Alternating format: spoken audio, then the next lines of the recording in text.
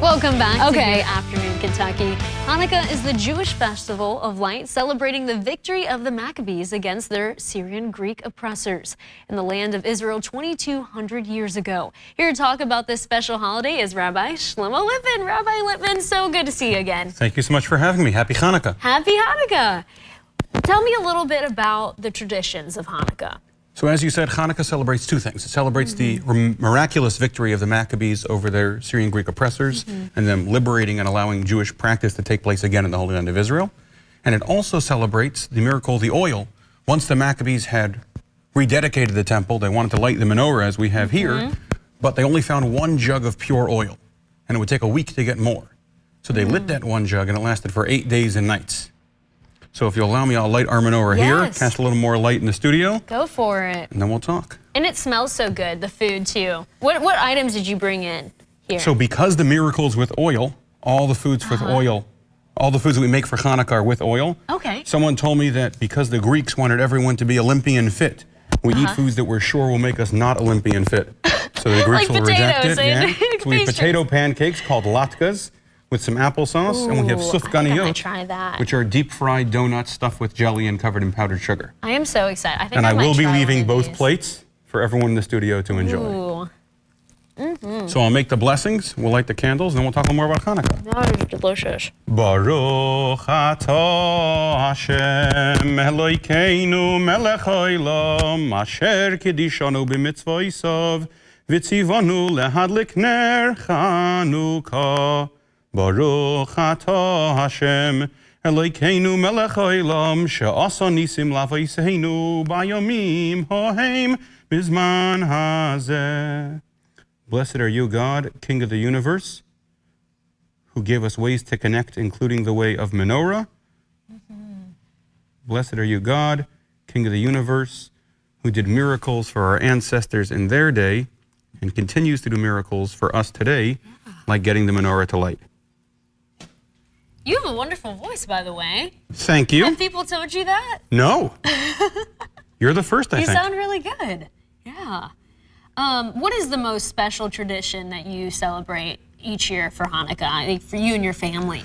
So this, we were talking earlier, this is my 22nd Hanukkah event this year. Oh my. I lit the menorah with our Senate delegation and most of our House delegation in Washington, with Governor Beshear at the Kentucky menorah in the Capitol, with elected officials in communities all across Kentucky. But for me, the most special event is lighting with my kids. Yeah, Hanukkah, one of our key items of Hanukkah is the dreidel. The dreidel celebrates that when the Syrian Greeks outlawed the study of Torah, when Jewish children would go off into the caves to study, they would bring playing tops with them.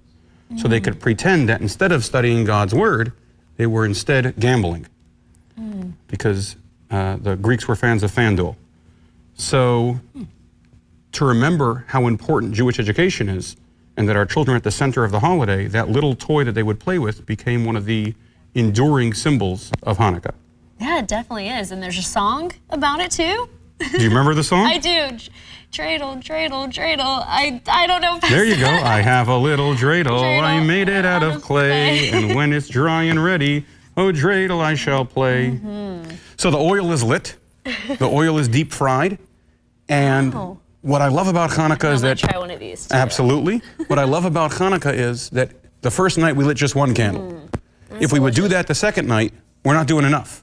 You have to keep going until you find the jelly. Oh, I know. The second night we doubled in light, we got 2. Now we're on the 6th day of Hanukkah. Tonight there's lightings in Louisville and in Georgetown where we'll light 7. Tomorrow night we'll light 8. And then we'll take that light, that full menorah, and bring it out into the world. The idea of public menorah lightings was started by Rabbi Menachem Schneerson, Lubavitcher Rebbe, the foremost Jewish leader of the modern era, who was born in Bolshevik Russia, grew up and studied in Nazi Germany and escaped through Vichy France before coming to America. And the idea, the President of the United States lights a menorah every year. Our governor lights a menorah, mayors in Louisville and Lexington and across the Commonwealth. The idea of the government recognizing the message of Hanukkah, which is a uniquely American message, that every single light is important, and that we are stronger because of our diversity. We're stronger when we have different communities, rather than, God forbid, weaker. It's the Hanukkah message, and it's a uniquely American message, especially this year when there's 138 Jews who are not able to celebrate Hanukkah as they're kidnapped and being held hostage in Gaza. those missing lights are more meaningful this year than ever, and we've needed a festival of light this year more than ever. That message that Judaism will survive, that Judaism in the land of Israel will survive, and that it's important for us to share our light with the community, it's never been more meaningful. I agree. Thank you so much for coming in. And thank you for having me. I hope folks learned a little bit about Hanukkah today and can enjoy some of the treats. And I would tell you, if you go to ChabadBluegrass.com, you'll see a list of the local lightings going on. Okay. And feel free to come out to a lighting, taste the treats for yourself, and share your light. There you go. Thank you so much, Rabbi Litvin. It's always a pleasure. Happy Hanukkah. Stay with us. We'll be right back with your headlines.